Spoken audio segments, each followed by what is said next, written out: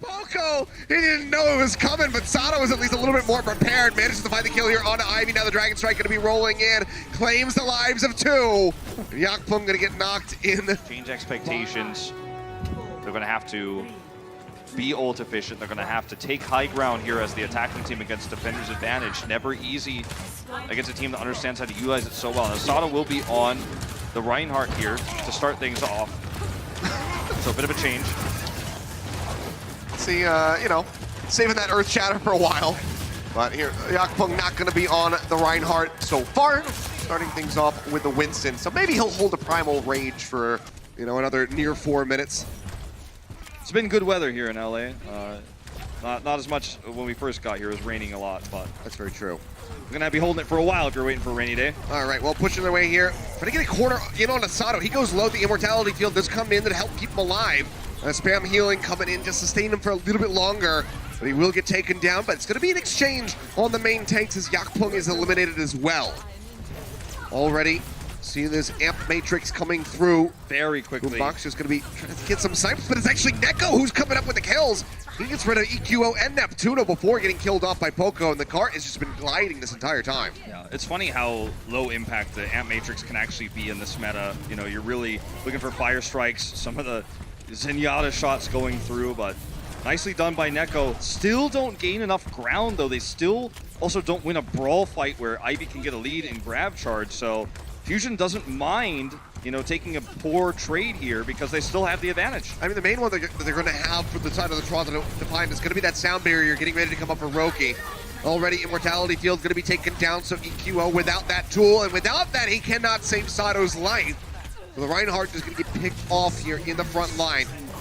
Transcendence is in from Boombox. Grab now coming in on the back end from Ivy as he catches them and takes out the Zenyatta, as well as eliminating Poco from the mech. Baby D.Va will be taken down in the end. That's kind of a questionable Transcendence there, I have to say, from Boombox, because he used it after the fight was essentially lost. He wasn't going to be able to turn that and kill Ivy, who was high energy. And he basically gave them a free grab with no answer. Yeah. And now he's not going to have it to control the bridge or to control this choke right here. So there's a world now in which the Defiant get an ult lead here and take this high ground. This is the grab they have to use now as a solo grab. Yeah, Ivy just going to get caught. Yakpung jumping in there. That's all I got. He jumped in it. He could have just jumped back across the bridge and stayed alive, but so either way, it's a reset. Yeah, and you know, that's going to give them control of this bridge, which is why they committed it there. And I think this was absolutely necessary after Boombox used that trance. But now it's double support ultimates for the Defiant. So if they can break through this bridge and push this cart around the corner, they get that high ground. And that's the place you never want to give up without a huge fight if you're the defender on this map. We're talking about the stairwell on the other side. Well, Yakpung looking for the jump into the back. Will get booped away for a little bit.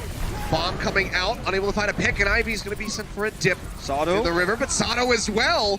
Going to get knocked to the side as Yakpung has a Primal Rage rolling. Jumping in, rejoining with the rest of his squad. Trying to keep them safe, but Roki just going to get sniped at by Boombox. And it's in moments like this, you can see the value of the bridge. The commentators, you know, here at the Overwatch League, we're always talking about it, fight on the bridge, control the bridge. But you can see the defender always can knock people off and take these favorable fights, or just back away. They've got more options. Carpe building up, getting ready to have that next grab online, just 15% away. Bradley's rolling through, armoring him up, so he can play a bit further forward. Sees Envy, tries to melt him out of that mech. Able to do so far, but now has 100 energy. Goes ahead, throws down the grab straight on the inside. Draws him in. The kills will come through. Roki just trying to stay alive.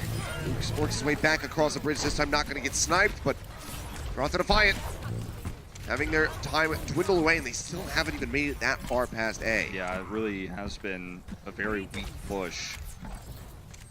And when you look at how they have to try to use this grab now, it's going to be so far away from where they want to use it, where they want to control that high ground, like, which is like a pipe dream now of even walking there, even getting there. And you have to cross a bridge, which puts you at risk of your grab getting eaten, because look at where Poco is standing. Where else are you going to put it? You can't throw it in the wall if there's no wall. There's an edge of the bridge. So this is so difficult right now for the Defiant. Pushing his way forward. Ivy getting stunned up, goes low.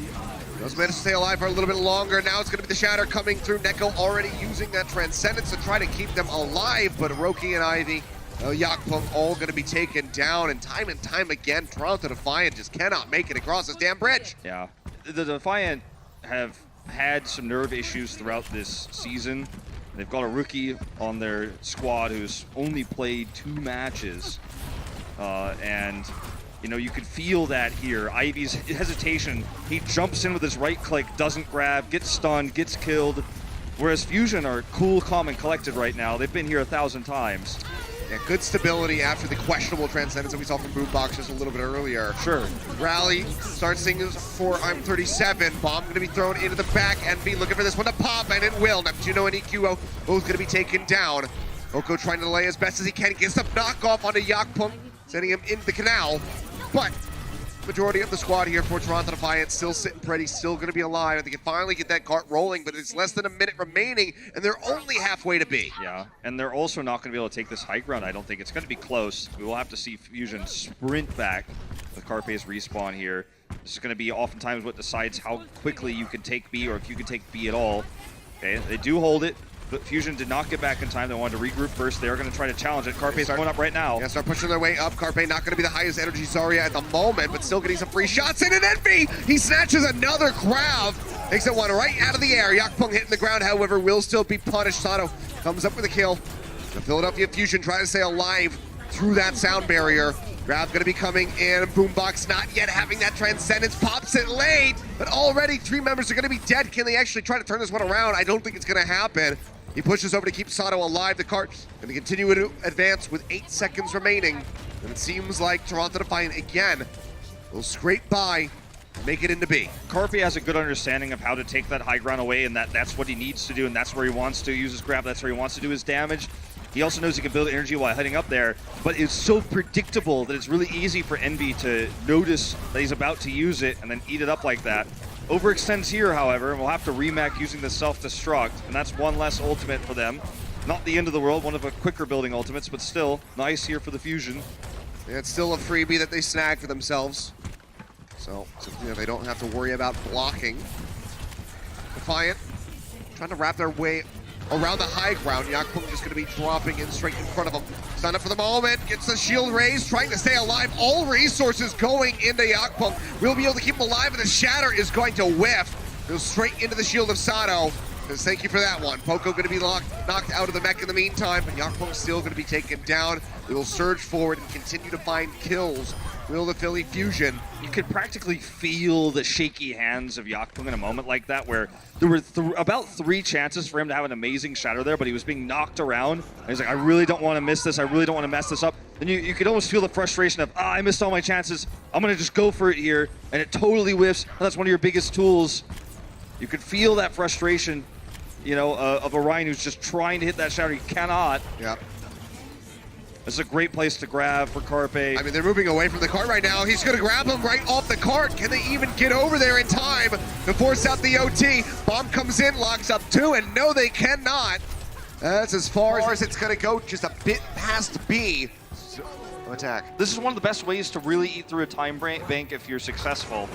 And even having to swap compositions as we saw from the Fusion just previously on Paris, that cost them a whole minute of time. It's not going to cost them this much this time because they can instantly respond. They see it immediately and they know exactly what they want to do. Well, as I say that, they know exactly what they want to do. The Paris shuffle again, you know, just really trying to figure out. But even that has already eaten away 30 seconds of the clock, so. Yep.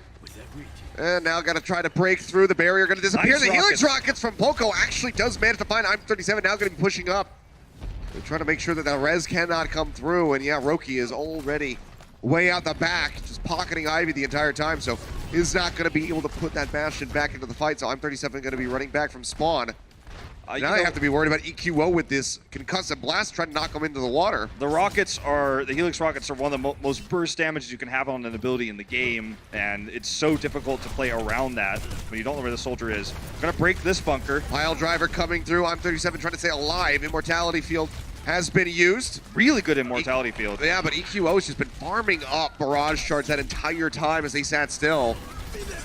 Now it's gonna be Matrix coming in. I'm 37 melts down Carpe, but Yakpung going to be taken out. So now going to be without some barriers. Boombox dangerously low in the corner. Will get headshot by I'm 37, so they finish him off right before he can get that Transcendence online. Res comes through onto Carpe. They try to hold him back in for the pick. They'll get taken down by Neko in the end. I don't mean to be overcritical, but I feel the Fusion respected neither the Immortality field. They did not focus it down. EQ instead just tried to farm ult, nor did they respect the amplification matrix. Sato got caught there. Boombox was trying to flank. He got caught out alone, and IM37 is able to just in recon mode go over and pick him off. This is a lot of time down the drain. This is exactly what you want as a Bastion comp. In the minds of the Defiant, they've already bought enough time with this comp, and now the ult, the configuration tank, the barrage, these are just bonuses. They could win the map off of this. That was never their original plan, but they've already bought so much time. It's definitely a feel-good moment at the start here for them. Shots coming down. Ooh, might be going low. Okay, the Dragon Strike is one of the easiest ways to break this. Oh, hello! Poco! He didn't know it was coming, but Sato was at least a little bit more prepared. Manages to find the kill here onto Ivy. Now the Dragon Strike going to be rolling in. Claims the lives of two. And Yakplum going to get knocked in by the swinging Sato with that Wrecking Ball. And that will be A, snatched up by the Philly Fusion. Things are looking so darn good at the start of that one. Yeah. But everything very quickly crumbles. So one of the reasons why a lot of teams don't like to run the bunker on this map for defense is because when you run it, you have to swap after you lose the first fight and lose the first point. And then that means the bridge goes across for free, as you can see here. The Fusion, they already were running the quote-unquote comp you want to hold on the bridge with. So they didn't have that problem, but the Defiant give this corner for free. So that's a bit stressful. That's one of the trade-offs of the Bastion comp. It's already so much space gained. Bomb into the back from Envy, gonna lay that one right on the boat, but unable to find any kills with it. Shield's going lower and lower. Sato charging forward, looking for a kill. Might have isolated himself. He's still stuck in a corner. They cannot keep him alive, but it's gonna be at the cost of both Yakpung and Neko. Now I'm 37 dead as well. So a 4-for-1 trade. Philadelphia Fusion looking a bit like the Vancouver Titans right there. Yeah. Sacrifice bumper, win the fight. There were a few heroes that got super low there that they just couldn't finish off. EQO, one of them, in the corner. And now look at this. This is the high ground that they really needed to hold, the bridge they really needed to hold. Potentially, if they were going to make that swap faster, they will get neither of them. Have to desperately try to hold this here. Yakpung getting that armor pack. Transcendence going to be in from Boombox, and still very far away from the Graviton Surge at the moment for Ivy. The will just get taken down. The cleanup coming through. As it's a near team wipe, Neko going to be the only one retreating back towards spawn at the moment, waiting desperately for his teammates to join in. Chasing very far forward to try to get him. Cart's still going to be brought up by one person. And they might actually get him. Yes, they do. Boombox manages to find the hit. Now the grab coming through. Could this just be it? I think it is. They have Poco sitting on the cart. And it's just going to glide through for the victory. 3-1 Philadelphia Fusion. They take Rialto. They take the set. Very well played by Carpe there in the end. Chased down Neko. Probably didn't realize he didn't even have his Transcendence ready, but he was trying to force it, but he kills him. Regardless, he doesn't have Trans. And it's just an easy cleanup from there. Well played by the Fusion. They're going to take the lead.